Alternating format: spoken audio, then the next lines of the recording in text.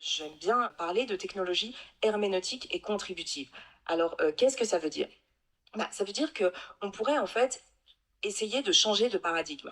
C'est-à-dire de ne plus seulement voir les technologies comme des robots imitant et simulant les capacités humaines, hein, mais imaginer que ces technologies sont des supports de capacitation et de contribution, hein, qui puissent supporter des activités réflexives et des délibérations collectives. Parce que l'intelligence, comme on le sait, hein, ça n'a pas toujours été assez prouvé scientifiquement, mais on l'a bien entendu hier, l'intelligence, c'est aussi être en bonne intelligence. Donc c'est aussi être dans une relation sociale avec d'autres et l'être humain vivant toujours dans un milieu social, familial, professionnel, etc., amical, eh bien, il n'est jamais intelligent tout seul en réalité, hein. Donc, c'est très important de se demander comment ces algorithmes pourraient être mis au service de l'intelligence collective. Et donc, il s'agirait cette fois-ci non plus d'opposer l'humain et la machine, ou bien de les mettre en compétition, hein, pour savoir lequel est le plus fort, lequel est le meilleur, lequel est le plus performant, mais d'articuler les calculs algorithmiques avec les activités d'interprétation, de réflexion et de délibération.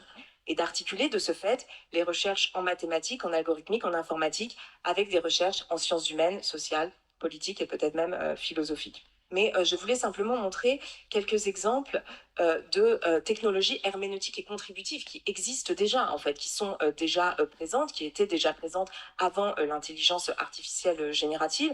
Par exemple, c'est une plateforme comme Police, donc ça s'écrit police comme vous voyez en haut, P-O-L-I-S, donc c'est le même mot que la cité grecque. Et ce que propose cette plateforme qui s'appelle police, donc pour une raison très spécifique, eh bien elle propose sur un sujet politique, elle propose aux utilisateurs de faire des propositions et de voter pour les propositions des autres. Et puis elle répartit les utilisateurs entre différents groupes d'opinion.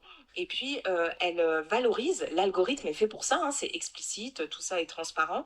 L'algorithme valorise les propositions qui sont transversales au groupe d'opinion antagonistes. Ce qui fait que si vous voulez proposer une proposition qui soit valorisée, bah, ça ne sert à rien, comme sur les réseaux sociaux, de poster des contenus très violents, très choquants, très polarisants.